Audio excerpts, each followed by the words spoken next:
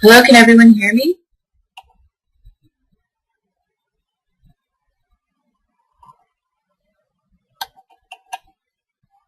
Okay, somebody is already writing in with questions. Please talk about question 4 speaking. We have trouble with this. Yes, yes, yes. We will talk about several things today.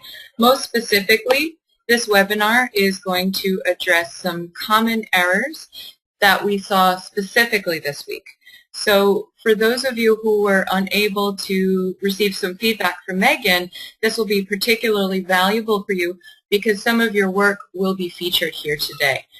So we took this opportunity to kind of address a lot of concerns, and at the end, what I'd like you to do, if you have any questions that are unrelated to what we're talking about right here, then we'll talk about that at the end. Okay, so please hold your questions that are unrelated until the end. We'll talk about it definitely at that point. All right, so great. Everybody, I think, is in here. This is actually a pretty small class because of the fact that we only advertised it within specific systems. All right, so you're a very small group, which means I hope all of your questions will be answered today. Okay, so let's begin. So as I mentioned, we're here because we want to help you with any specific problem areas. A lot of students, just for this week particularly, I noticed that a lot of students, and I kind of notice this every week actually, right? Students come back from their exams, they get their scores, they say, well, I followed everything, my timing was good, I understood everything, the comprehension was there, but I'm still getting, something like a 23, 21. So we want to talk about some of the issues that are a little bit harder for you to kind of see on your own unless you're being very careful. So a lot of the issues we're going to address today will specifically talk about that, right? And I want you to know you have that opportunity to address any concerns that are unrelated to what we talk about today. So for those of you who don't know me, I know last time I held a webinar I didn't actually introduce myself again. This is a small group and I think there are people here who do know me, but for those of you who do not, I'm Lauren. I have been with Noteful for nearly 2 years, and Joseph and I work together as with everyone else in the team of Noteful. We work together really hard to make sure that you are on track, that you have the resources you need. Also, some of you probably know this, some of you do not, but I've just taken a TOEFL exam recently, so I have some fresh perspective on that. It's not my first TOEFL exam, but it was very helpful to see some of the updates. So if you have any questions about that at the end, of course, I'd be glad to help you with that too. All right, so let's go ahead and get started. So part 1, I just wanted to give you a brief bit of information about submitting reviews, okay? Because submitting reviews is kind of important, and a lot of students still misunderstand how to move forward effectively with them. So I just wanted to quickly talk about that. Some of the submissions we received this week were they kind of showed me that there was still some doubt there. So remember, TOEFL submissions, Noteful submissions, they should always be recorded and written under the strictest TOEFL conditions possible. And this is going to be the case with you too. So even if you're not submitting your work, if you're just going to review your work, remember that the only way you can see what you're doing inaccurately or the problems you're facing in the TOEFL exam are by actually testing under those conditions. So make sure you do this always 100%. So many students this week had that issue, which is kind of surprising, but I think sometimes you just need that review. You should also identify what your program includes. I know some students are confused about what's homework, what's a review. A review we submit when it's a request for full formal feedback, and this is something that your system is included with, right? Homework is in every system, so self-study, review, tutoring, and even students who aren't registered oftentimes send in some homework. So remember that this is not guaranteed, but we always like to try to provide feedback. So I just want you to know. And if you don't understand what your program includes, always ask. Final point, just make sure you use your reviews as wisely as possible. All right, this means like I said before, we're submitting under TOEFL conditions. We're not just kind of banging out a bunch of tests after test after test and submitting them. We're using one at a time, getting some perspective, getting some feedback, and using that feedback wisely. You know, taking it under consideration and not just kind of going back in and redoing the test again to make it perfect, but working on the specific skills, right? And that's stuff we've addressed in other webinars, such as the How to Study webinar. So you may want to review that one again as well if you're doubtful there. So let's take a look at some more specifics about TOEFL conditions, because I think this is also valuable. A lot of people don't have this kind of squared away yet. So just remember, record once and only once. I know some of you sometimes have technical issues and that may force you to re-record again, but whenever possible, let's just try always, whatever you submit to us, it's the first recording and only the first recording. Write your essays in one sitting, so that basically means the same thing. We're not going to step away for 10 minutes. We're just going to sit there, devote 30 minutes or 20 minutes to one essay, and make sure we do it within that time frame. Also, let's listen to our lectures and discussions only once. Some of you, I think, are having some technical issues with the audio files at Noteful, so I just wanted to let you know that what you should always do to make sure that you listen to it all in one piece, and this helps. I know it's kind of frustrating, but when you load up your page for the first time and you're ready to go, say for example you're listening to the discussion for question 3, pause your recording, play your recording for one moment, just pause it directly after that. Because what I find is if you pause it a moment and let the connection kind of catch up, then your audio will play fluidly without interruption. So that can help. And if you're having any other technical issues, of course, just let us know. I know that it can be frustrating. Also, monitor your time and stop when the time is up. I'm going to talk about this in a moment because there were a lot of submissions this week, and actually this happens a lot in tutoring as well. Some students don't have an adequate timer. Some students forget to use their timer, and I know it's easy to forget. Believe me, when we're in tutoring, I know that I always try my best to make sure you're on track, but sometimes we see our students forgetting this. It's so crucial because if we're not preparing for that limit, then we will never be prepared for that limit, right? Okay, so the next point, remember to write your essays without using spell check features. And this is important because if you're sitting there with Microsoft Word or something like that and you see all of your errors, of course you can go back and quickly check them. But if you go back and check after, then you'll be more disciplined about making sure that this is a word you make a point of spelling correctly in the future.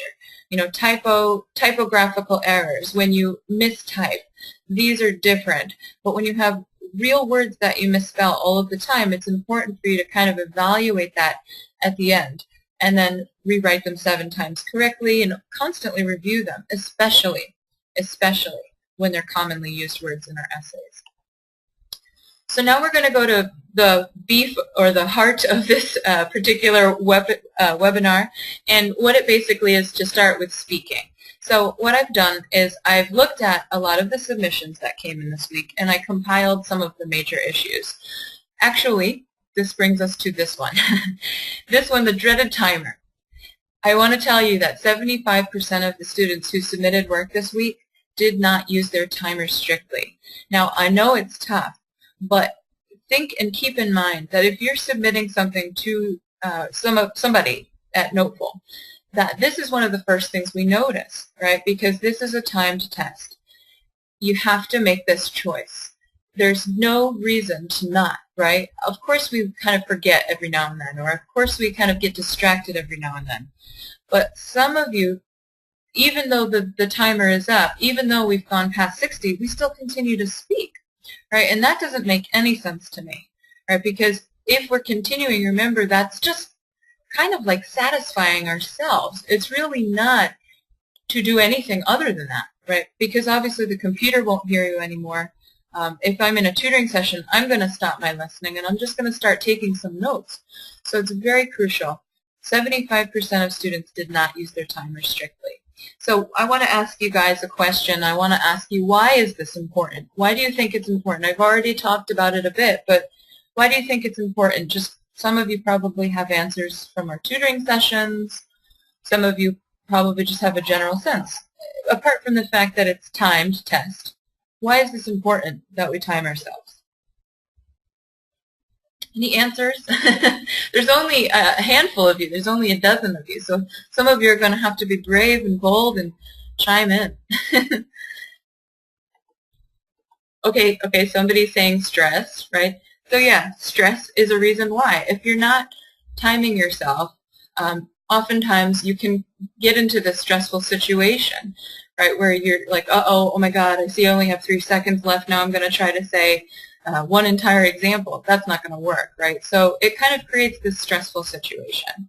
To show control, Radhika says. That's excellent and that's true, right, to show control. If you're controlling and pacing your response, you're going to show the grader that you have a control of the language, right? And that's your goal here, right? You want to show yourself, you want to show you're as controlled and careful as possible in terms of your use of English, right? And that's definitely a way in which we can do that. Excellent. All of you are saying that. Control the language. Great, guys. That's perfect. So how can we improve this? Because I think, you know, some of you still don't practice this regularly. Some of you who I work with in tutoring know, right? But I think it's still something some of you are still a little bit stuck on. How can we improve it, guys? Any ideas? Well, the first rule is we'll always have a timer, right? The second rule is that we're always going to know how much time we should have, right? Right, practice with a timer and know how much time we have for each section. These charts are invaluable, meaning they're precious to us. So step 2, review and mastery, explains and spells out how much time we should have for each step of our response, not just 60 seconds total and not just 45 seconds total, but we know how much time we should have remaining when we look at the clock. We don't know that fundamental breakdown of our response. If we look at the timer, we're going to be clueless, right? We're going to look at it, we're going to go, oh, 37 seconds, that looks good. I think I'll just keep talking, right? But if you know that with 37 seconds remaining, you should be complete and moving on to your first example or your first topic reason, then you're going to do that, right? It just makes you more efficient. And if you continue to practice in that way, it will definitely make you feel more controlled overall. So the stress that you may feel from the timer now is something that will eventually start to kind of melt away a bit. All right, so let's move on. The next common difficulty that I want to talk about is actually about clarity and content accuracy. And this is something that I think is very important because most of you, when you walk away from a TOEFL, you really aren't aware that these problems are occurring. You know, you may understand the general concepts. Say, for example, you listen to a question 5 discussion. You know the problem, you know the solutions, and you know why they felt one way or another. Right? You have the general concepts down. The vocabulary is not that advanced. You probably took some okay notes, and they probably had some great nouns in them and so on. But oftentimes, afterwards, we may find if we review the response, there oftentimes are clarity issues or content issues just because of the way in which we've delivered that. So first, I want to ask you, why is it important to be clear? This is kind of a very basic question that deserves a basic answer. Why is it important to be clear here? Anybody brave to tell me why? There's a couple of people. Okay. Right? To be understood by the rater, that in its most basic answer for sure. Absolutely. If we're not understood, you know, our rater cannot give us a high-level score. Absolutely not, right? We're going to be a fair response or maybe even limited, depending on our ability, right? And content accuracy. Now, this is kind of different, right? Content accuracy, I think students tend to feel this is the most important thing. Now, sometimes we don't get everything, and that's okay. But the way in which we're presenting the content in terms of its accuracy is also important too. So we're going to focus on that a little bit more closely because it's kind of difficult to understand unless we look at it. Now, I want to ask you, how do you think we can improve this? Because I think a lot of students tend to feel stuck here. How can I improve my clarity? How can I improve my content accuracy? What are some ways? Anybody?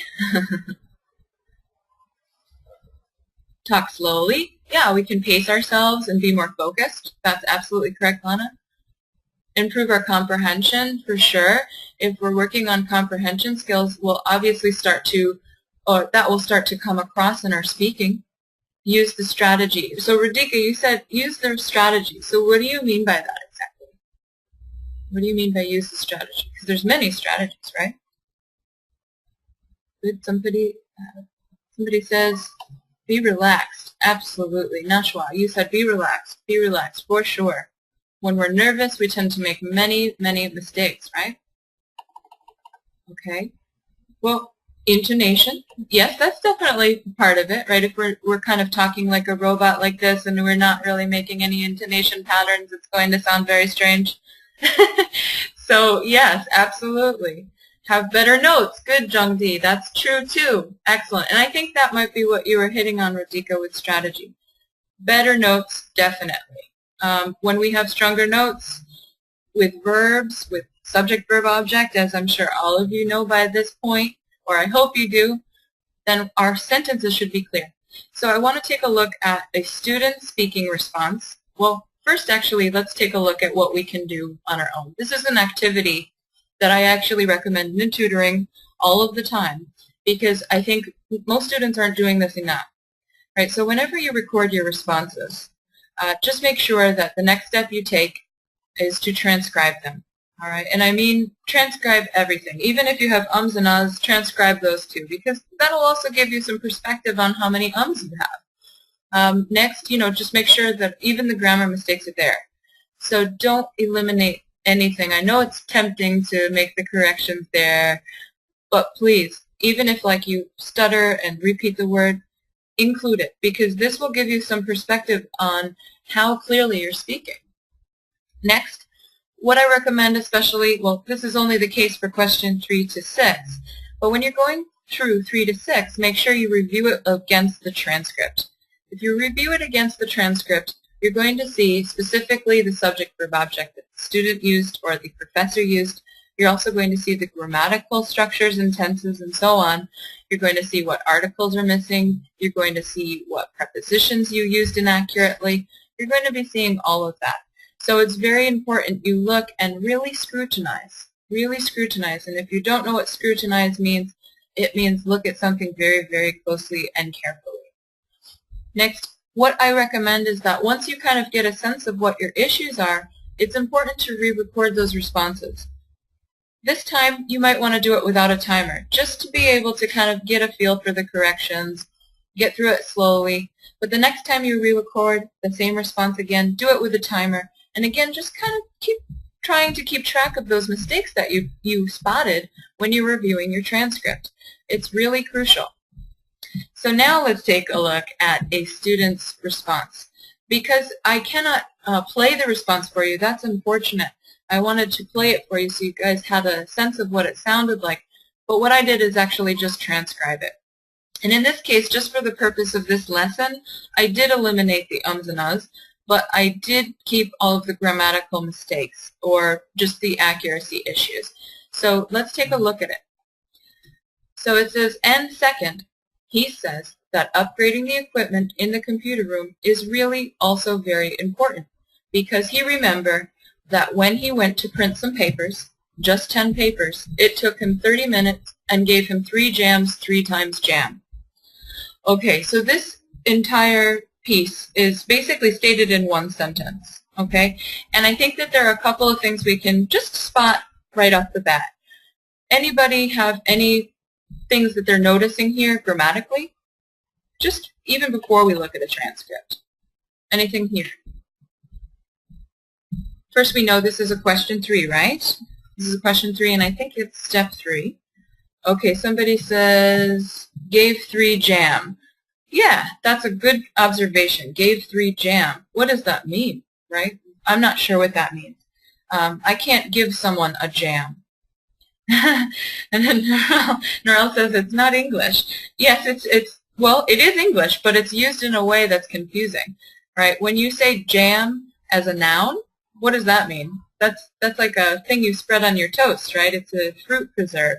So you can't use jam as a noun here in that way. It wouldn't have that context, right? It's unclear.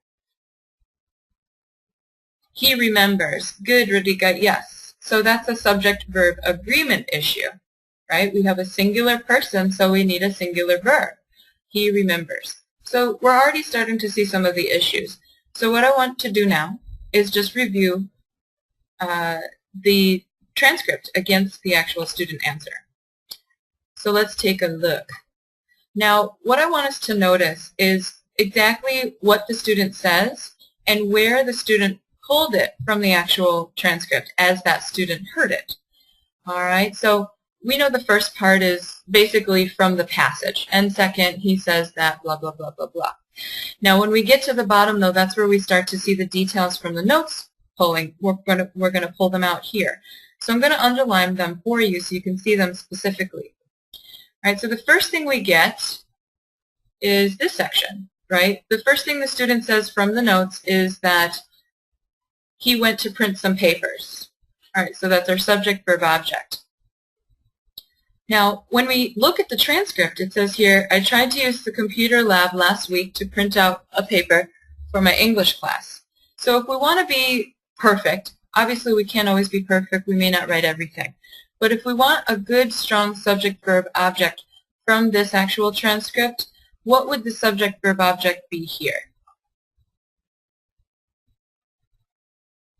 From this transcript.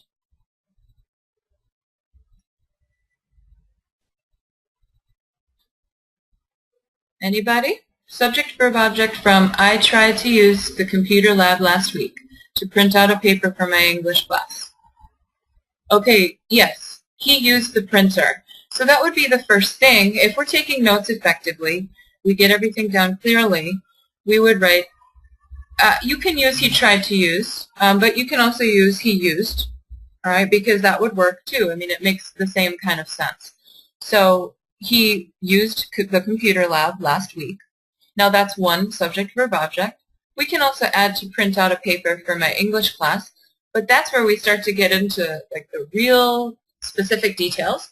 And some of you may not be able to take notes there. We always try. Maybe we can only catch he used the computer lab to print an English paper. We can say that too. Okay, somebody says, Nashwa, you said no need to write he. So you mean when he says, he remembered that when he. Well, we're going to need it there because he remembers that when he went, right? We're going to still need that subject, okay? So what I just want you to see is that this student probably thought in their head that print papers was the main idea, and that's true. But that's the only detail we have there that is precise as it can be. And therefore, when we're communicating, the subject, verb, objects aren't particularly the same, and therefore there's some inaccuracy there. Okay? So I just want you to see that. We're going to keep going with this particular passage. So the next thing the student says is just 10 papers, it took him 30 minutes. Now, this is kind of like classic TOEFL issues, right? When a student is stressed and they have notes, they tend to kind of jump ahead and then return to what they said before. So that's actually what we see here, right? When we compare it to the transcript, it says it took like 30 minutes to print out 10 pages. So when the student presented it, I imagine they probably wrote down 10 papers, probably wrote down 30 minutes, but they probably wrote it down in the opposite order. I imagine because that's how we heard it, right? 30 minutes, 10 pages. I imagine also that the student probably didn't have a verb that they knew they could use between 30 minutes and 10 pages. They probably weren't sure what to say there. print is the verb, right? So I imagine if without a verb, maybe the student made a decision, okay, I'm going to say it took 10 papers, took 30 minutes, okay, that sounds good to me. We don't have a verb, we're making a snap decision. So what I want you to see from this comparison is that, number one, the student has reversed the detail, and I imagine it's because of the fact there's no verb in the notes. Right? And the verb that we need here is what again, guys? It's print, right? Print. So we need to make sure that we have that there, because without it, it's going to be a little bit confused. So I want to take a look at the next line that the student said. Okay.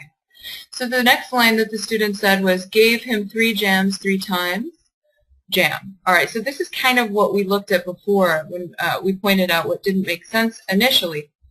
But what I also want you to see, it's very interesting because this student, again, kind of jumped back in the notes, jumped back.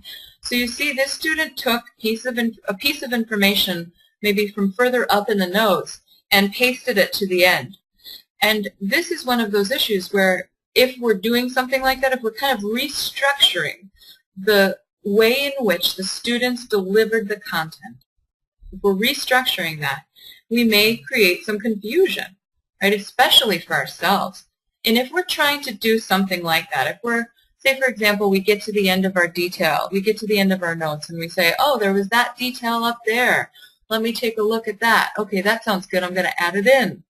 But if we add it in and it's the last thing we're saying, you know we're going to already start to feel rushed, right? Because it's the end of the response. We're pulling in details from a completely different part of the discussion. Oh, not completely, but you know, it's a little bit further back, and we're pasting it in at the end. That's why this doesn't make sense, right?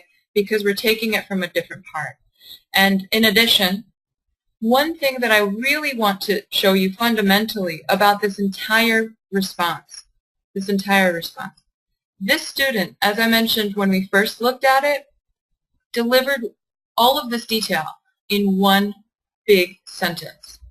And this is a problem because it doesn't give you clear ideas. We need subject, verb, object here. And we need to use those notes to help us with that. So based on what we looked at, guys, what I would say here is the student tried to print out a paper last week, or we can, last week I added that in, I don't know why, but it's fine. The printer got jammed 3 times. That's subject, verb, object, plus the amount of times, of course. Then we can say it took 30 minutes. Even if we miss the lab assistant detail, that's fine, but we need to say it took 30 minutes to print 10 pages. It needs an upgrade.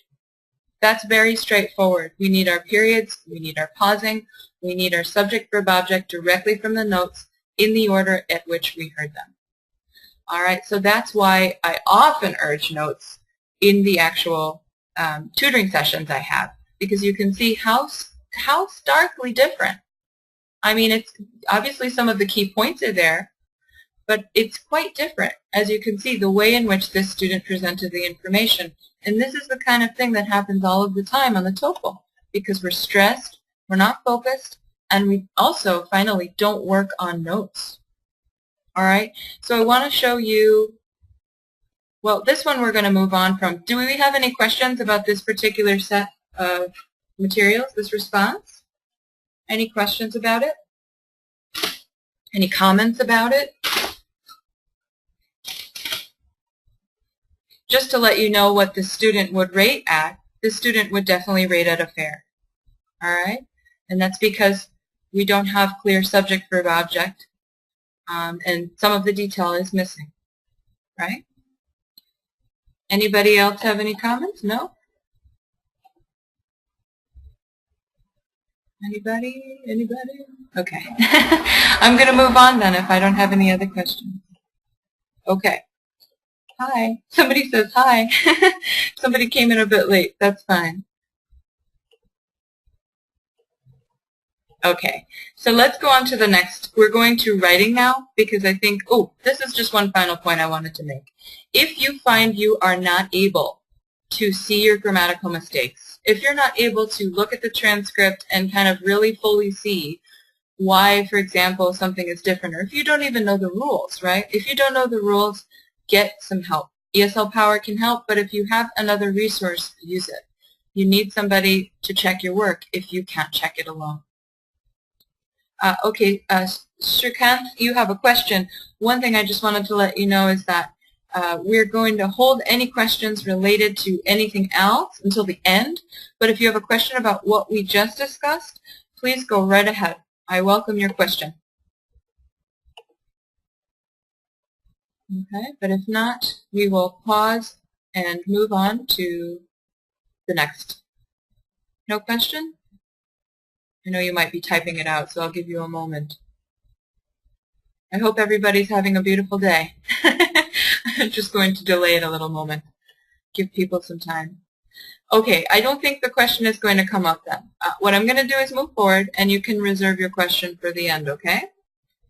All right, so part 3 is for writing, and we're basically going to do the same exact thing because that's, you know, the best way we can start to see what kind of problems we're having. Oh, somebody, okay, Shrikant, you came up with your question now. So she asked, is grammar very much important in speaking? Now, the thing is, when you come to Noteful, and I think this is something when you know, Joseph created Noteful, a lot of the students who came through Noteful were fairly high level, and students who needed, you know, just maybe TOEFL review itself, TOEFL strategy, right? And so grammar is not really a part of it, right? Pronunciation is not really a part of it. So you'll find that some students who master time management, master templates, master note-taking as much as they can, master all of the TOEFL strategies, but are still getting fair scores, I believe 100% it's because grammar, okay, or pronunciation or clarity overall, right? Grammar is important. It is important. If you're occasionally, you know, not using an article, if you're occasionally mixing up your pronouns, like you say he, she on accident, if you occasionally use the tense that's, you know, inaccurate there, yeah, it's not that big a deal. Of course, you don't have to be perfect. If you're shooting for a 26 or a 25 above, you don't have to be perfect to get that. But you do have to have a high-level English ability. So if you're saying things like, the man remember his story about tools, you know, it's not going to be very clear, right? We're making multiple mistakes in one sentence. We dropped an article. I didn't have my subject and verb agree. You know, so if we have a repetition of grammatical mistakes consistently throughout speaking, it absolutely will affect it. Absolutely. All right. So I want you to know that. Be careful. That's all. And go through the steps that we just talked about so that you can review what kinds of errors you're making. If you're making 2 to 3, don't sweat it, which means don't worry about it. But if it's kind of consistent throughout your response where there's not subject verb object, there's not clarity, this is something you need to tackle. All right? It is an English test after all, right? And if we're not applying English grammar correctly, that's a part of that. So let's take a look at the next part, which is writing. Okay, so the common difficulty I want to talk about first is clarity again. So like I said, it's going to be kind of a repetition, but it's crucial. This essay, again, we know why it's important, and again, we know how we can improve it. So just to review, with an essay, you're going to, for question 1 specifically, you're going to write your essay under the time condition, of course, go through the transcript and your essay and compare it with the transcripts and example answers. Note the differences. Note how many there are. Are they significant issues? Are they issues that harm clarity or hurt clarity? Are they issues that are just like minor article use? Note what they are and start to improve them, right? Rewrite your response without a timer first with corrections, and then again rewrite your response, but this time with the timer, sorry. So that this way you can apply that pressure gradually. So you can work step by step to keep an eye on those mistakes that you're consistently making again and again. So we're going to look at this paragraph, and this paragraph is from step 1. I'm sure a lot of you are familiar with this, probably all of you. All right, so zoos, this one, I think, a student submitted this just for a bit of feedback, but we can see that there are a couple of things missing just straight away, and I believe that you will find it quickly because most of you understand that the first sentence we need to put into our essays here is pretty important. So can anybody tell me what is missing from this paragraph?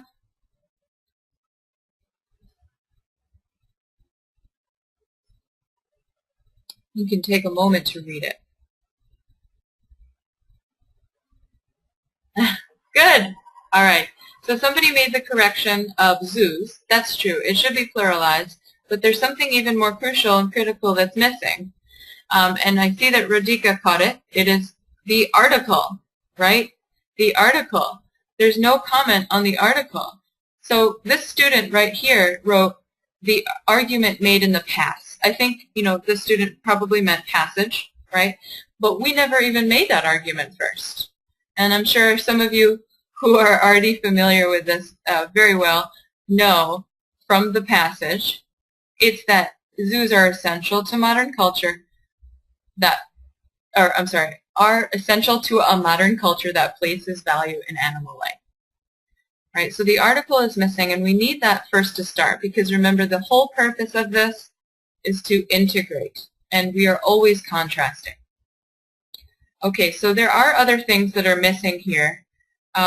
Anybody reading closely about this argument, the final sentence here? The final sentence in this paragraph is a little bit confusing. What's missing from this sentence?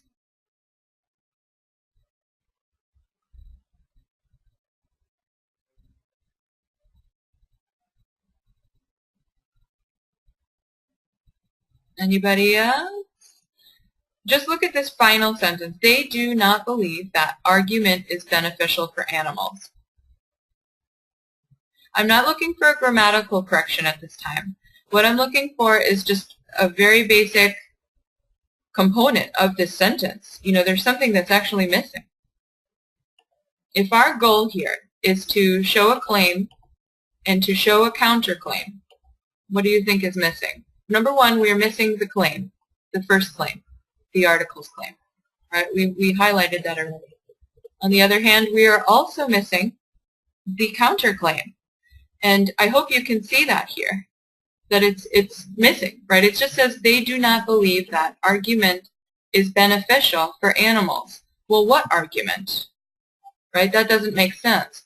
So we have to say that zoos are beneficial for animals. They do not believe that zoos are beneficial for animals. Right? Just saying that argument is beneficial, that doesn't really make clear sense. If we want to integrate this into our sentence, we can say they do not believe that, or they do not believe the argument that zoos are beneficial for animals. That would work. Right? But remember, it's not the argument that we're saying is beneficial or not beneficial. It's the zoos themselves we're saying is beneficial or not beneficial. All right, so on top of these little issues, I'm going to erase these lines now. I want to see some other issues. So I'm going to circle a couple for you. This one I just want to point out. And this is something I think what the student is doing here. And a lot of you do this in your essays, so I want you to be aware of this. A lot of students, what they do is, as they're listening to the lecture, they kind of almost try to create a transcript of what they're hearing so that they don't miss anything. Because in their head, they think, well, if I miss something, that's why I'm not getting the score I need. But that's not necessarily the case here. The problem with this is it's actually language-based. It's clarity-based. We're having a problem here. Does anybody know what the problem here is?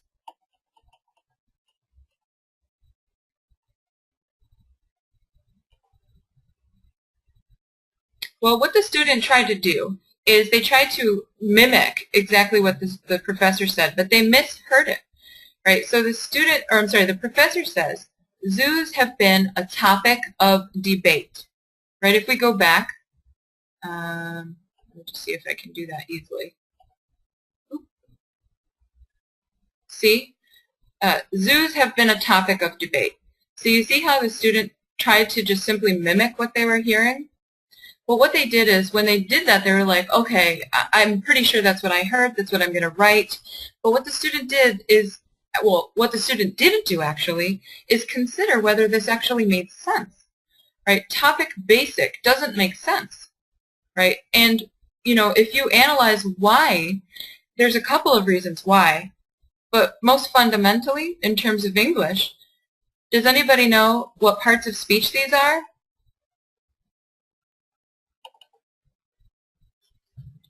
Well, topic is what? Topic, what part of speech is topic? Topic is a noun. Correct, Tatiana. Basic, what is basic? It's an adjective. Good, Jungdi.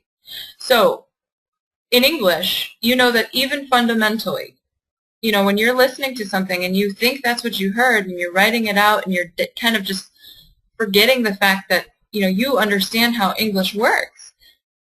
Where do we know an adjective goes next to a noun? What goes first? Right, yeah, the adjective always goes first before the noun, right? I mean, unless we're going to follow it up with a verb adjective. But when we have the two next to each other, it's always going to be adjective verb, right? Or I'm sorry, adjective noun. So this student didn't really think logically as they were kind of just transcribing. They were just like, this is what I heard, this is what I'm typing. You know, they didn't think about what it was that they were actually saying here. And number two, it's not really necessary, you know? This is not a claim. Yes, they've been a topic of debate, or yes, they've been argued or considered or thought about. But is it really to the point? Not really. We know that we need to go straight to the claim, right? In this case, we haven't. So I wanted to highlight this sentence as well. Even since animal rights have become more concerned. So I think, again, the student is just simply trying to repeat back exactly what they heard or thought they heard. But this is also, again, just creating a massive clarity issue. What does this sentence mean? Even since animal rights have become more concerned. Animal right, okay, well first let's deal with the basics. What is the subject of this sentence?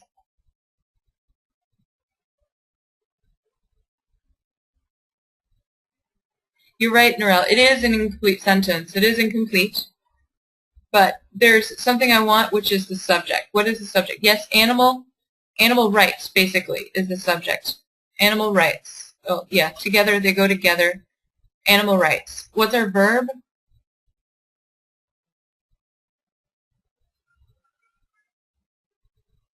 Have become, yes, together, that acts as our verb. And what's our object?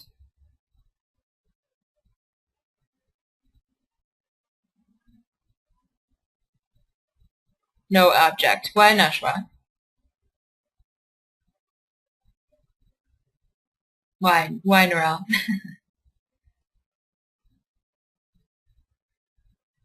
Well, this is what voice? It is passive, right. So that's why it's a little bit tricky because it's not technically an object. But can animal rights become concerned? You know, what does concerned mean? It means like, what does it mean? When you say concerned,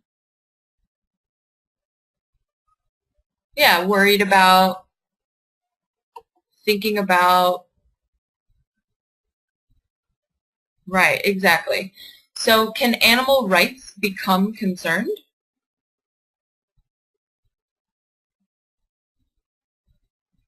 No, they can't, right? Rights are not, you know, it's a thing. You know, like if we say human rights have become concerned, you know, a right is not a person who can think, right? So this sentence just makes absolutely no clear sense because of the fact that an animal right cannot, you know, become concerned. So that's something to consider too, right? Remember that when, you know, when you have a thing in your sentence as your subject and you're trying to make it do something or you're trying to give it an action, in this case you're giving it the passive voice, you know, make sure you realize whether it can actually function or can do that, perform that verb. right? An animal right cannot function, right? People can become more concerned about animal rights, but that is something entirely different. Yeah, good. Tatiana says, or have become a major concern. Animal rights have become a major concern. Perfect. That's how I would put it, because I believe that's how the professor put it. So great. All right, so I want you to see that these are the kind of mistakes that come up a lot in a professor's, with an integrated essay. Students oftentimes skip certain elements, the subject, verb, object, and also what we see here is that sometimes students just mimic what they think they heard without any kind of thought for whether it makes sense or not in terms of English grammar. And as we can see with these two circled items, they certainly do not, right? So we could analyze this paragraph all day, but I think it would be a good idea, unless there's any questions, what we'll do is move on to a question 2 type, so we can see a major issue there.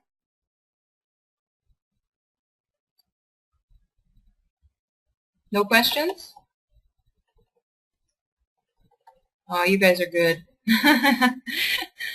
All right, then I'm going to move on then. And if you have any questions that come up, we will wait till the end. All right, so the other common difficulty a lot of students have. Oh, Norel, you said how about have become a debate? Oh, you want to go back here? Have become a debate? You can say that. I mean, it would make sense. You know, if we go back to what this professor or the article actually said, have become a topic of debate. It's fine. Have become a debate. It's just a little bit awkward way to word it because we wouldn't really put it in those words. What we would say, have been debated. All right, that might be a way to state it also. Okay?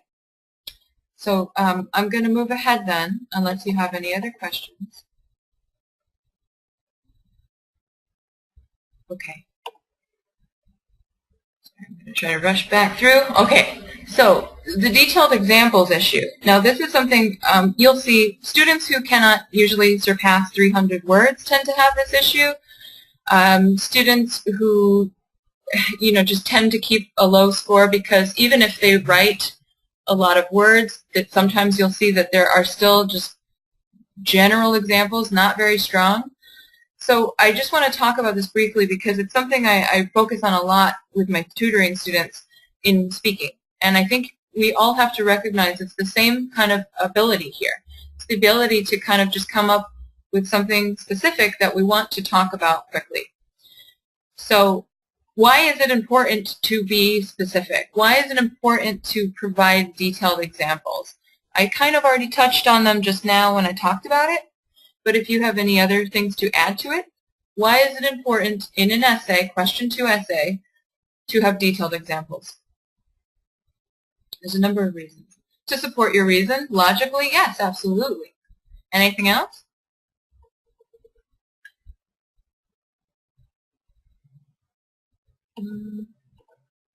Anybody think of anything else? Word count, yep, that's one of the most clear ones. Right, somebody says to, Kristen, you said to support my reason, yep. Word count is another one. To give more detail. So I want more detail because I want more detail. That's kind of like that answer. Tatiana, you said to demonstrate your good vocabulary. Yes, that's what I was looking for too, because it's definitely the thing graders look for. And as you probably know by now, a question 2 essay is partially going to be graded by a computer. And computers don't see, you know, computers can't really judge, you know, whether you have a really strong, great example. You know, they're not kind of valuing your example in the same way, right? You're saying make it more interesting for the grader. And on some level that might be the case, but when we think about it, I really don't know how interested graders, you know, need to be. I'm not sure if that's what they're looking for. For example, if it's a computer grader is certainly not going to be looking for that. But when a computer is grading your question 2 essay and they see a variety of just vocabulary across the board, you're going to be demonstrating yourself as a more proficient English user. Proficient meaning effective, strong, right? If you're just kind of using these short general examples, hypotheticals, a lot of students use hypotheticals, meaning they say, or unreal conditionals. You say, if I had this thing, if this happened to me, then it would be blah, blah, blah. And then going beyond that, it's really hard. We have to spend ages, basically, to think about what's the next sentence I want to add to this. You have to really put in a thought. The goal here is when you're using detailed examples, and truthful examples at that, you're not really having to create sentences or think of what's next. You're just remembering. All right? Sometimes students lie in their stories, and to be honest, I think for a question 2, you may want to fudge a little bit. Fudge meaning kind of bend the truth, but it should always be based in some sort of fact. And I do this every time I take a TOEFL exam.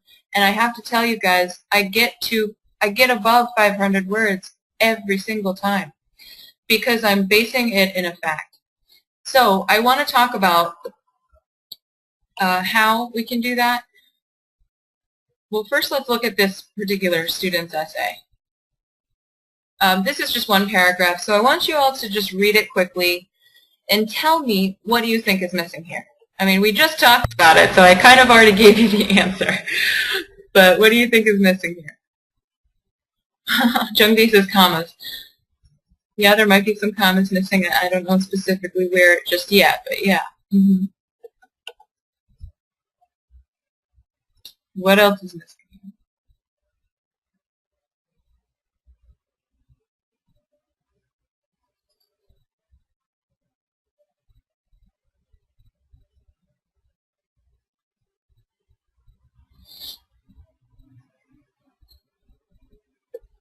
Yep. Tatiana says time to study. Lots of people are saying comma. Fang Wang, you said no detail, lots of repetition. This is what I'm looking for. Good, yes. There's really no detail here. I mean, you kind of just, this student is just generally addressing a topic. And I can probably predict that when this student was writing this essay, they were kind of puzzling. Every sentence they wrote, okay, what's next? Okay, what else am I going to think about here? What else am I going to say next?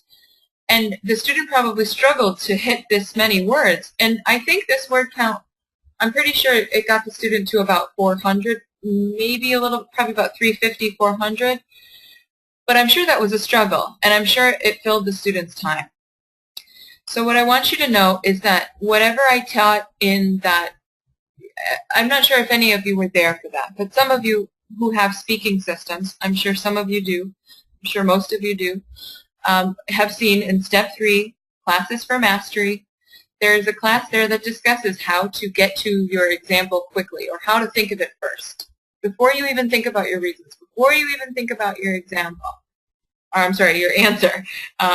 Think of your examples first, because if you don't have a specific frame of reference, a specific story, a specific something, you're going to have a really hard time expanding. It's going to be too general, it's going to be repetitive, and you're never going to demonstrate high-level range of vocabulary.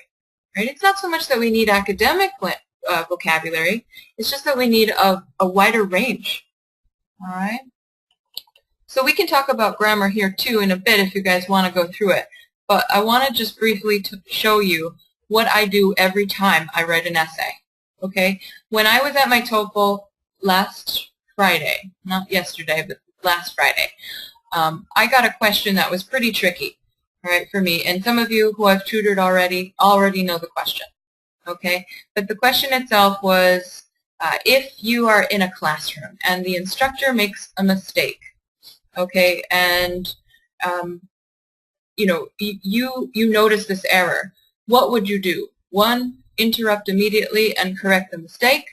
2, wait till the end of the class and then tell the instructor. Or 3, don't say anything at all and ignore it. All right? So what I want you to see is that this is basically what I did that day. Okay? I had my piece of paper.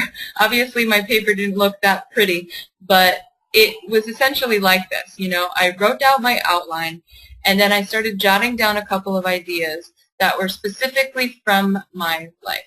okay, to answer my question.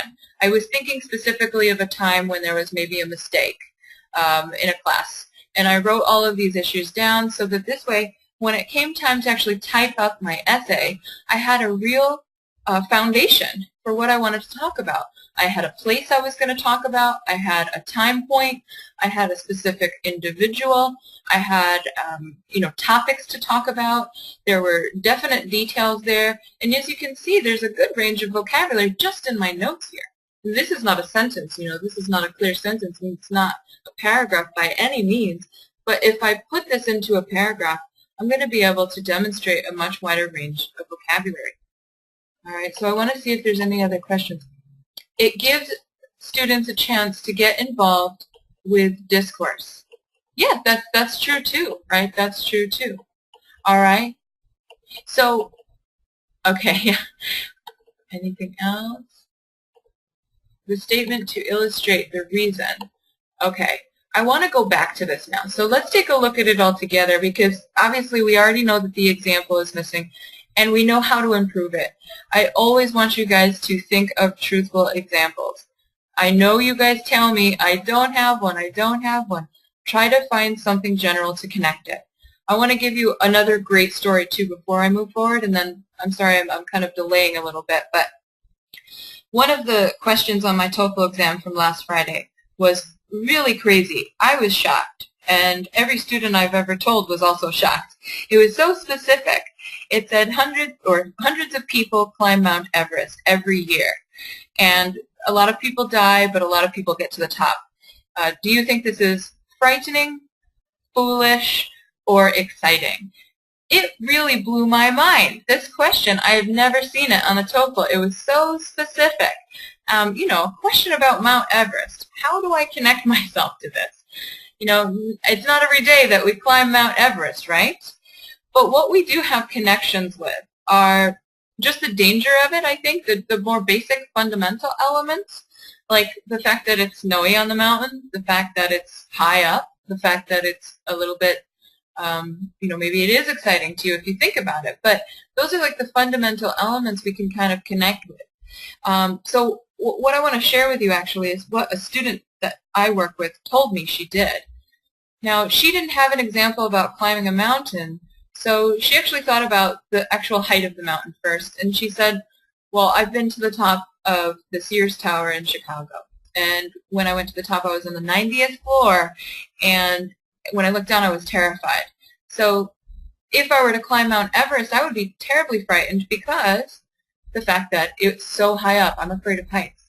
So you see how the student kind of connected something really truthful that had absolutely nothing to do with a mountain, but had to do with the height of the mountain and the fear of the mountain in a similar kind of way. I thought that was very, very creative. And I just want you to see that this is how we can kind of get to that direction. That's the direction we want to go for. When we see these really specific questions coming out nowadays on the TOEFL, we got to just try to get creative and practice getting creative in your time. So now that I have my little speech about examples, any questions about that before we look at some of the other points?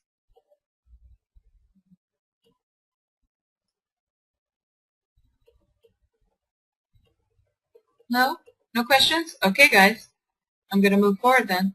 I just wanted to highlight a couple of the grammar points here. Now, some of it's pretty basic. I think a lot of you caught some commas missing. Some of you caught, some other issues, maybe some articles missing. So for this sentence, I just want to read it together. It says, for example, if the student has any concern or confused about any point in the lecture. Now, I'm stopping it here. I know that there's more to the sentence. But what I want you to see is this portion, this clause. What's the issue with this clause here? Anybody can find this out? Yeah, good, I already see it.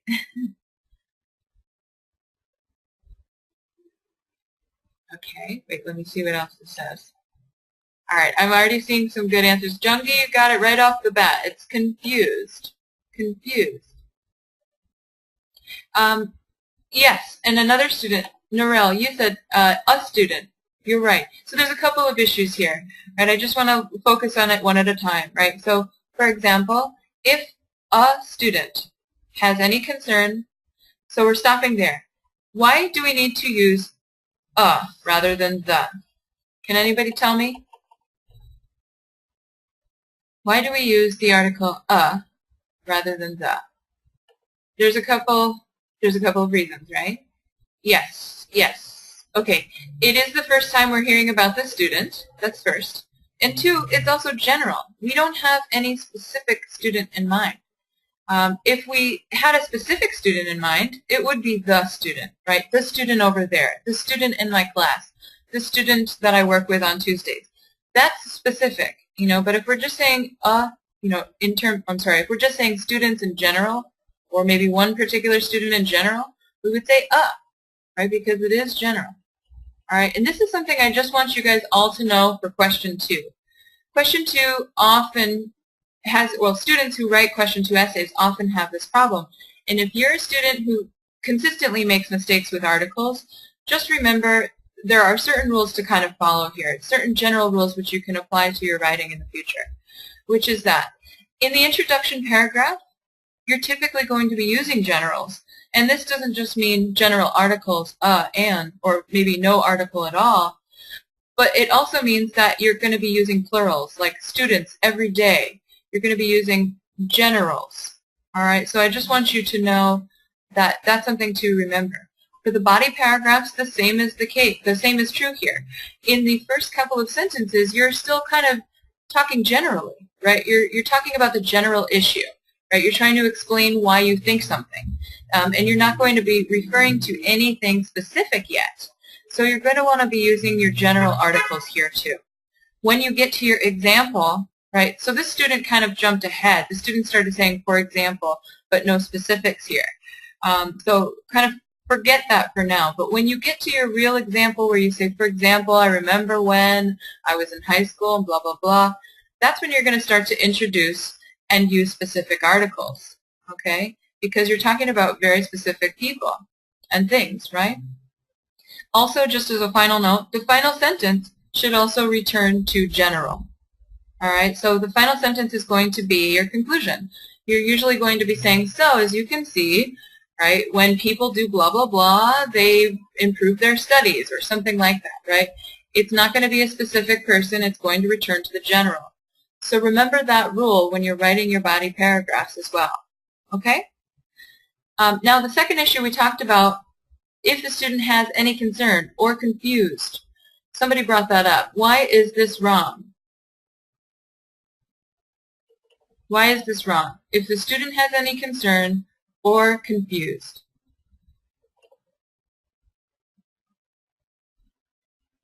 How can we fix this one? It should be a noun. Yes. Which should be a noun? Be more specific, John-B.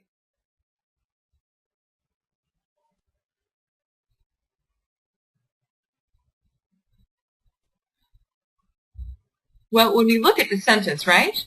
If the student has confusion, we know this is a verb with a noun, right? Has concern. Okay, so when we get to this part, we know we cannot use the same structure. We cannot have an adjective, right? We cannot have an adjective. And confused is being used as an adjective here, right? Or past participle. So I just want you to note that you need to be in agreement. All right, here. This is the trouble. The student has any concern or has confusion. We can say that. Or some other people are sending in some alternatives, which are also great, which I want everybody else to also hear. Right? Some people are saying gets confusion. The good thing about the verb get, though, guys, if you do change your verb here, if you say or get, you don't need to use the noun. You can still say confused. Right? So you can say, if the student has any concern or gets confused. Right? You don't have to change it to the noun if you change your verb. Does that make sense? Okay. I hope that's clear. All right. Excellent, guys. All right. So let's look at another little point. This is super minor. But these are the kinds of things that computers are going to pick up all the time. And even if you do this as a typo, you know, guys, you got to be a little bit more careful here. Subject, verb, agreement. Right. Somebody called that out right away. Subject, verb, agreement. Okay. So how do we fix this one? Well, it's a little bit different, right? It should be plural noun to agree with the verb, right? The students will have. And again, why are we using students, not student?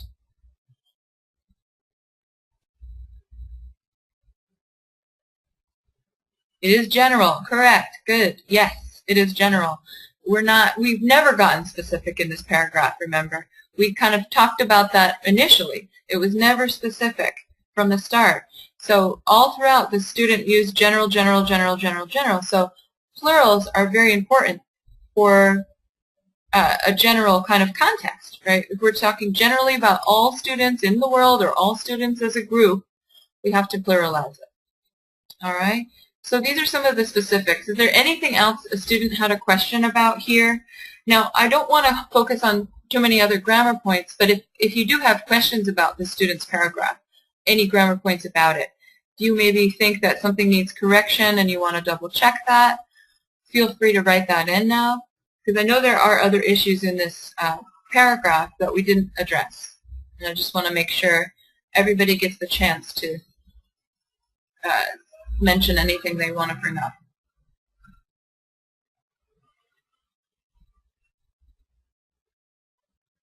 Okay, so what's wrong with professor? I think, Jungdi, you're referring to the last sentence, right? Can get a direct response from professor? What's wrong with that one? Well, Tatiana says the professor, but why is it not the professor? What did we talk about just a moment ago? In a body paragraph, the introduction is going to be general. Exactly. And the example is going to be specific. The conclusion, again, is going to be general. So it should be professors. We're going to pluralize it, right? Direct response from professors, just like we did with students up here. Classes. So by attending classes, students will have more time to spend, blah, blah, blah, right? Good. All right, so does everybody get that? Let's use that trick for the future, because articles, even though they're little minor issues, they add up. They do add up. And if we're confused with that, you know, try to use this rule. General in the beginning, specific in the middle, and general again at the end, okay? And when I say general specific, I'm connecting that to articles, and I'm also connecting that to nouns. Is it okay to say what? Go ahead and ask that question, Tatiana.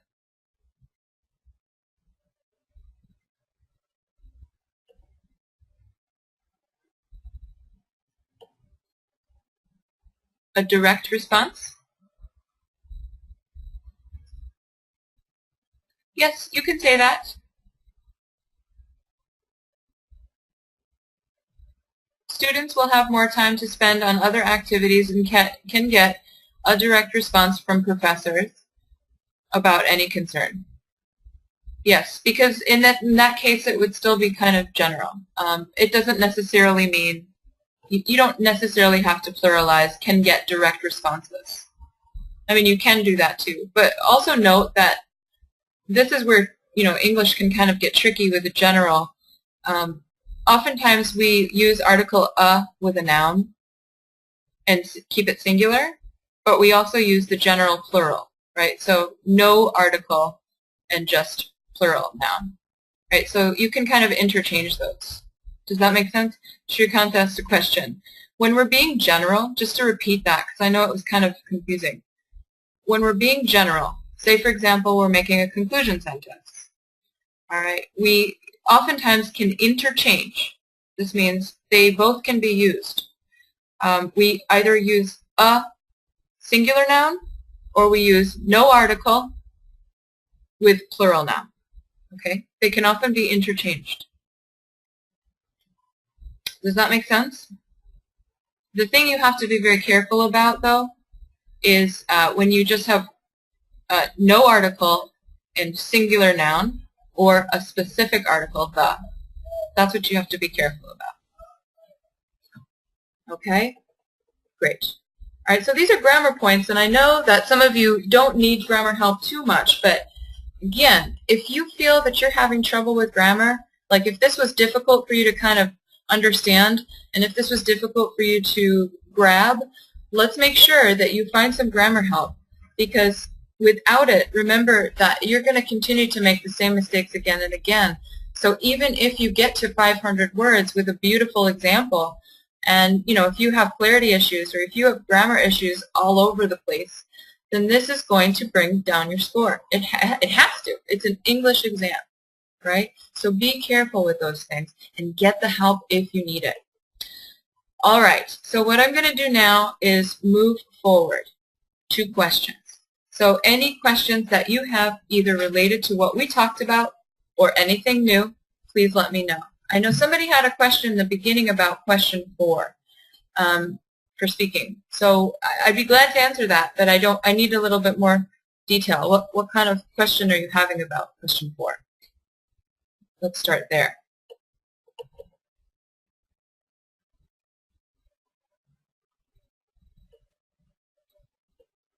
Any questions? I hear crickets. If anybody knows what that means, it means like when there are crickets, that means that nobody is talking. Okay. Any questions? No questions? Everybody strong? Everybody saying, yeah, I get it? Okay, okay. There they go. Here comes the question.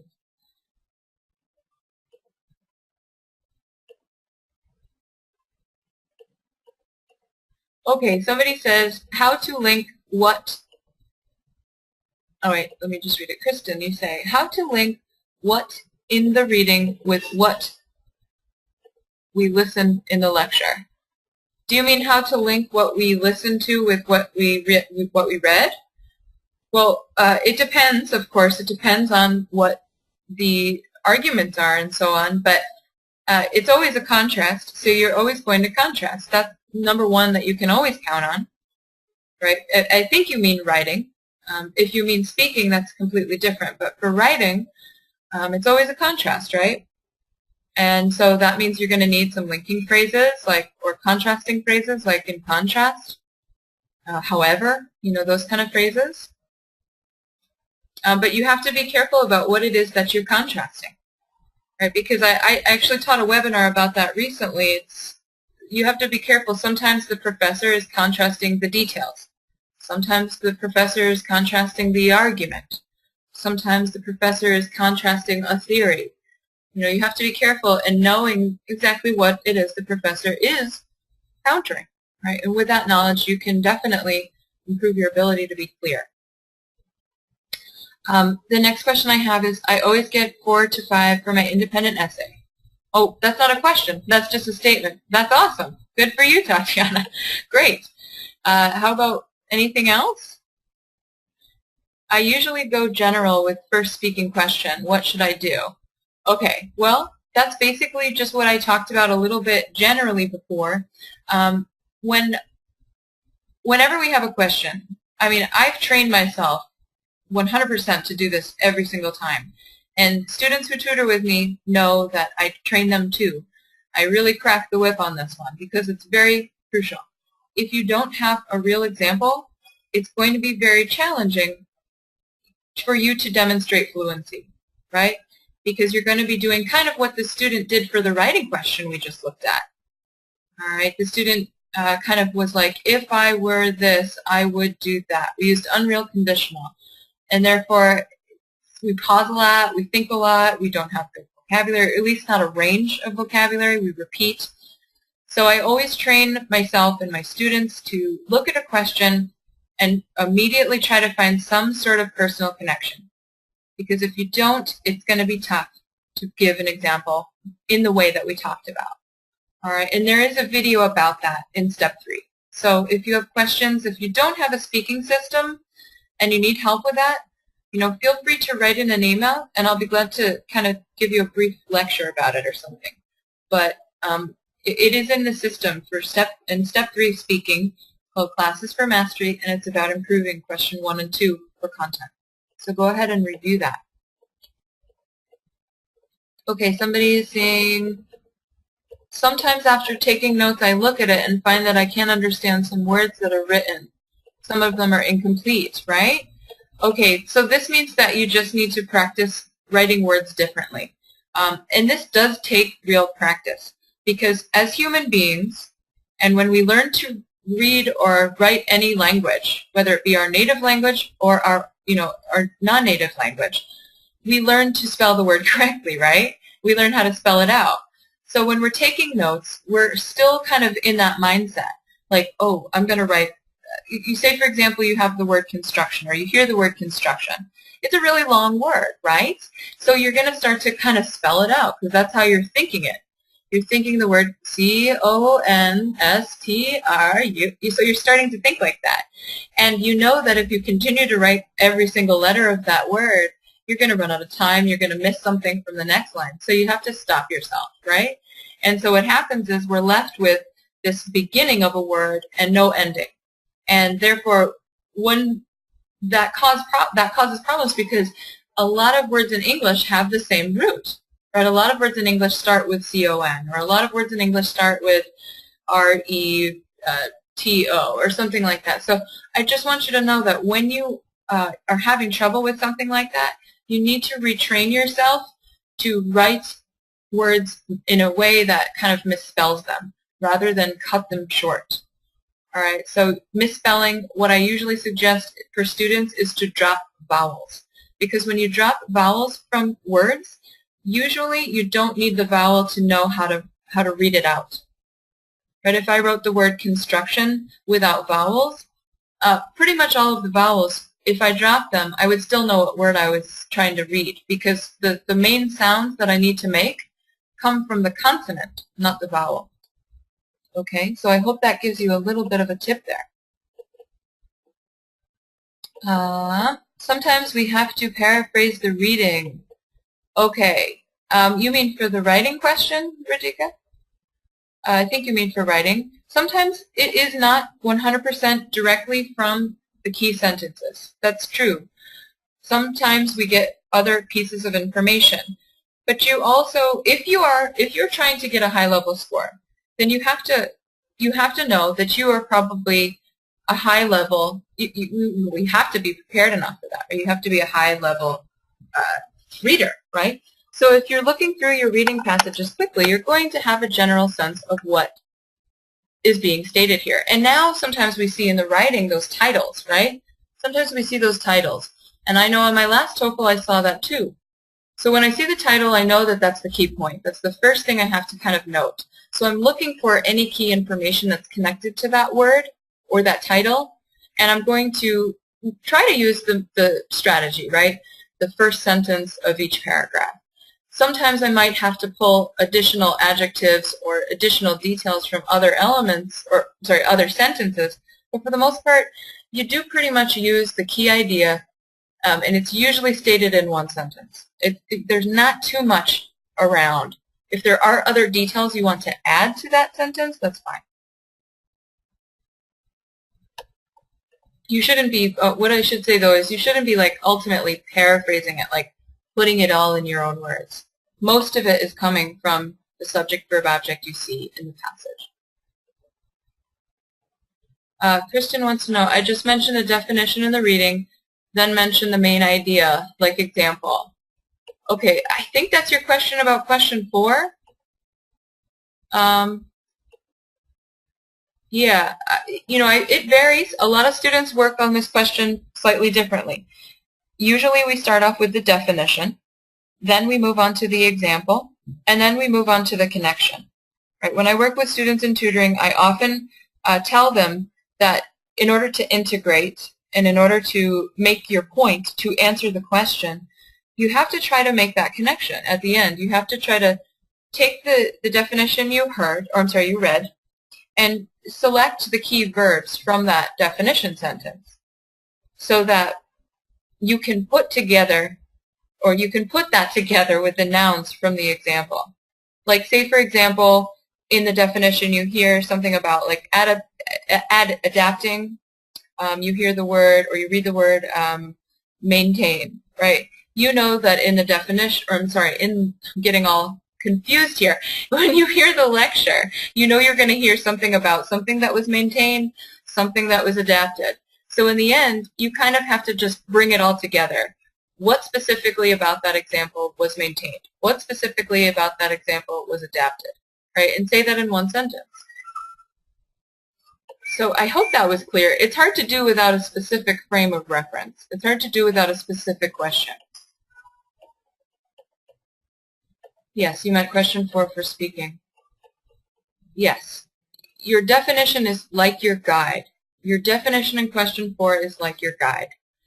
The key words from that definition are either going to repeat in your example or repeat but in their synonym form. So if you're trying to say everything, remember how inefficient that is, because you're really trying to stick with the concepts, the verbs, the main points that you read from the definition sentence, nothing else, right? Anything else might be too much and might bring you over the timer. Somebody says, in question 4 and 6, on the test, sometimes the contents are not as long as the examples. What do you mean the contents are not as long as the examples? We practiced. Oh, okay, I think I see what you mean. What shall we do if we don't have enough notes for the answer? That's actually an interesting question, Fang Wang, because actually my last test I had the same issue. So I wouldn't worry. I really wouldn't worry. If, you know, on my question 4, it was a pretty simple example, I thought, and the definition was straightforward. I said the definition, I described the example, and then I brought it all together at the end. I tied it together. I used what I learned to tie it all together, and I found that I finished 15 seconds early. So I don't anticipate I'll get a fair on that. I'm pretty certain that I did fairly well because I said everything. And sometimes that might happen. So don't become too concerned if you know that you took effective notes, at least in terms of the details. All right, so don't worry. You know, your goal here shouldn't be like, I need to say something for the entire 60 seconds. Don't just talk for the sake of talking if you know you've already talked about everything. I hope that makes sense. How to spot my own mistakes? Jungdi, that's a good question. I just think we need to do exactly what I just guided you through, right? We need to take a look and really compare it side by side. Your transcript of your speaking voice with the transcript in your response. You need to see what kinds of mistakes you're making, and you need to learn why you're making them. Are they grammar related? Are they note-taking related? Are they simply just you're not really being careful about reading from your notes? What's the reason why? And once you identify what the reasons are based on what you see in your transcript, like we did earlier, then you're going to start to improve that. So say, for example, it's a grammar point. You know, you're going to want to try to improve that with repetition. And I know that gets boring, but grammar, if you have a habit with grammar, like if you have a really bad habit that you just learned when you first started learning English and you cannot get rid of, you know, you're going to have to practice that with repetition. And if, you know, well, just to kind of divert a moment, I don't think it's very easy to notice your mistakes after the TOEFL. I mean, I'm sure you would all agree. There's very rare times where you notice mistakes. You might say, oh, I remember pausing a little bit in that response, but I don't, you know, you don't walk away saying, oh, the subject-verb agreement really got the better of me on that question. You don't really think about it because you're just kind of nervous. So a lot of this stuff that we're talking about today, is stuff that you're going to be doing before the test. It's stuff that you will do again and again and again so that you are much greater or much better aware of your problem areas, right? Whether it's because you have clarity issues because of notes, or whether it's clarity issues because of just fluency, or clarity issues because of grammar mistakes, right? You need to identify what it is based on looking at the transcript. I hope that makes sense.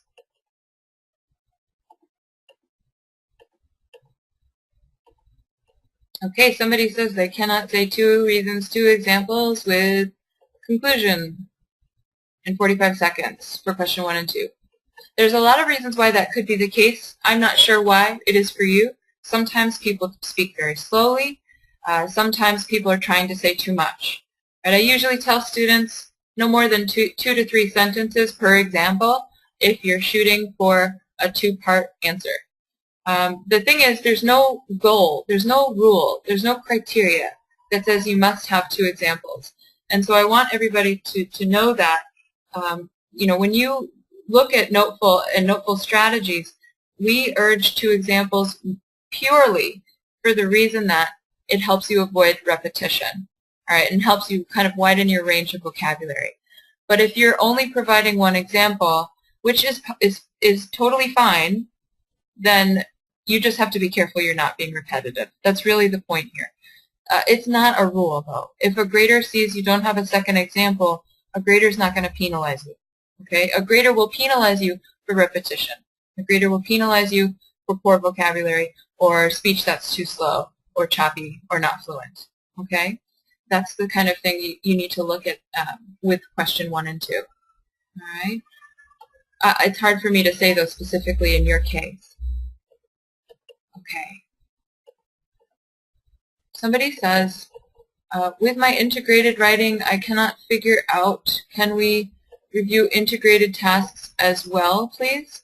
Well, we did look at an integrated task. We looked at zoos, right? We looked at zoos earlier, and we looked at the way in which a student kind of took the lecture and made a lot of clarity mistakes with it.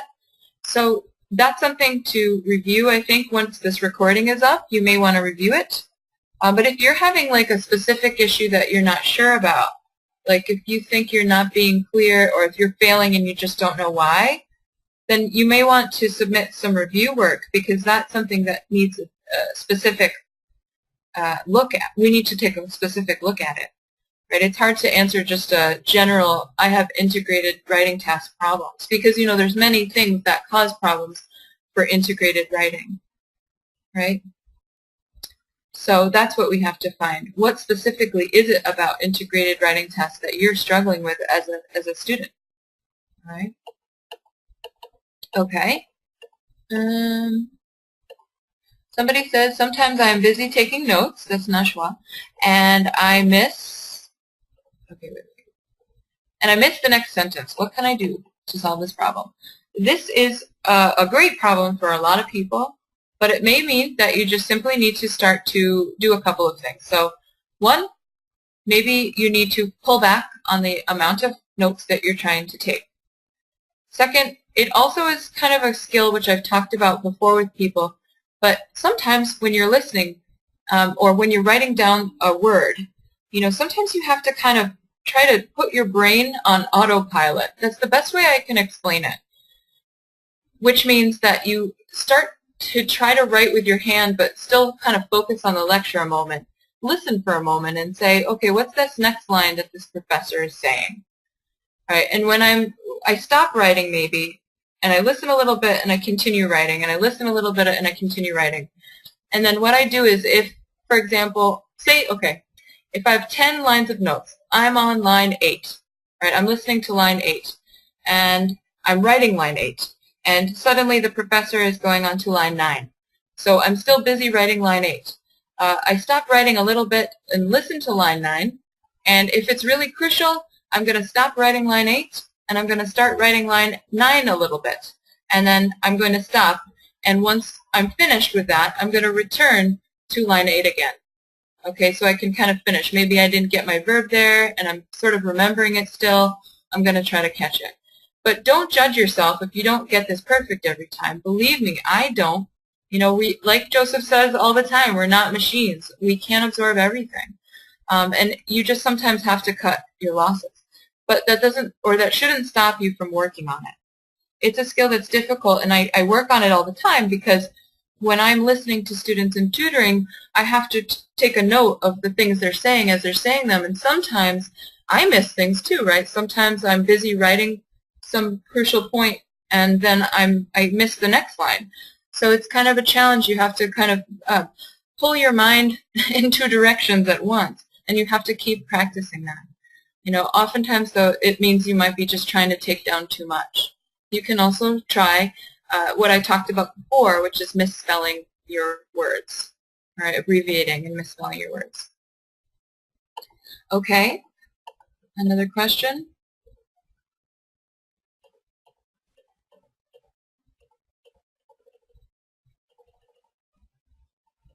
Somebody wants to know if you should answer question 5 with your own reason. You can stick to what they say there in the passage, but you know, if you're a high-level student, you probably will have the ability to add more, or you could have the ability to add more. It depends on the content, of course. This question doesn't say one way or the other. Remember, you know, when you get to the TOEFL, it just basically asks you to express what you think is the best decision. The reason why, you know, Joseph has it set up so that we talk about what's in the passage is obviously because they do want us to refer to the passage, right? But the thing is, it's always hard for students to fill their time without it. You know, I think most students would agree that without the passage, it would be kind of like question 1 or 2, right? We wouldn't really have a moment to think about why we really think student A should, you know, choose solution 2, right? We wouldn't really have a moment to do that. So it's usually much, much easier just to refer what's in the passage. There's no right or wrong, though. Again, it's really about your fluency, because I know students who have passed without the even though, as the student said, and they really swear by just saying, oh no, I just provide my opinion. And some students like that, and that's okay too. But it's really about if you're filling the time, you know, fluently with, and you fulfilled the question, you know, if you fulfilled the question.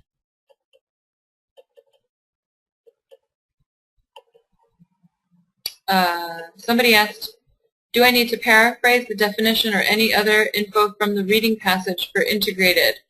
This is what I kind of was touching on before. You don't have to paraphrase it. Sometimes the way the passages are structured, you'll find that there's not maybe one specific sentence that will be the main claim. For example, I found this on my last test. My question 1 writing was not like it didn't have a main claim. I got kind of confused. But what I noticed is that it was just kind of general. There was actually no claim in my passage. It just was an introduction about an animal, and it said that it's you know, like, we don't know what happened to it, but there are many theories for it. And it said this in a couple of sentences. So as long as you're highlighting those key points, what is the claim? You know, try to get the claim, and if you don't find a claim, what is the main idea of this paragraph? What are we trying to communicate in this paragraph? You're not going to paraphrase it, though, in the sense that you're going to choose your own words. Right? I would use the words from the passage. All right? I hope that makes sense.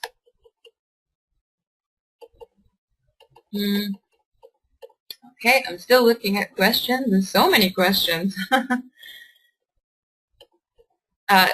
Somebody wrote in that said, sometimes question 5 doesn't include a negative and a positive. That's true. It doesn't. Right? That's not always going to be the case. It's not always going to be perfect cookie cutter. Cookie cutter meaning fits into place nicely and perfectly with our ETAS template. But in that case, just drop it. Right? I know it's hard to remember to do that, but if you're doubting yourself, if you're looking through your notes and you're like, where's the negative? I don't know where the negative is. Just drop it and try not, don't say that, right? You're not going to say that portion of your response. Just go on to the next. Okay? Because oftentimes it's true, there is nothing there.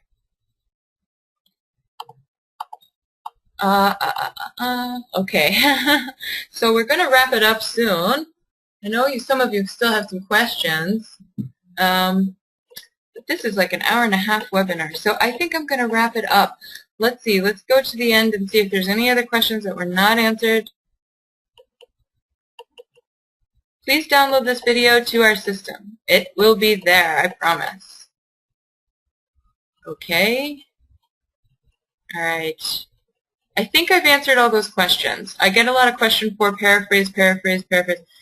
Avoid paraphrasing in the sense that you're putting it into your own words. Identify the definition or the claim or the change or the reason, whatever you're getting from a reading passage. Identify what it is, identify the subject verb objects that are expressing those points, and use them, okay? Don't paraphrase in the sense like I'm going to use the word adapt when I saw the word evolve in my passage, right? Don't try to do that because you're just making things complicated. use the subject, verb, and objects that you see in your passage. Sometimes it's not perfect. You know, maybe it's not in one specific sentence, but try to gather from maybe 2 or 3 sentences what the key subject, verb, object here is, and communicate that. When, you know, for a definition, it's usually going to be a process, right? It's going to be when an animal does something to do something else, or when a person learns in this specific way, or when a human being does ABC, right? It's always going to be some kind of subject, verb, object. There might be an and point, right? And we don't get results, or and they do this to find food, right? There might be an additional point added to it, but I just want you to know that identify your subject, verb, object, and don't paraphrase them. Use the exact one. All right. Okay, so I'm going to end this webinar now. If you have any other questions, feel free to write in. I hope it was helpful. You were such a small group, but it was great. It was great to answer all of your questions, and I hope I did. I hope I did. All right. Yes, you're welcome, guys. It was great to speak with you. Take care and have a really fabulous weekend. Bye-bye.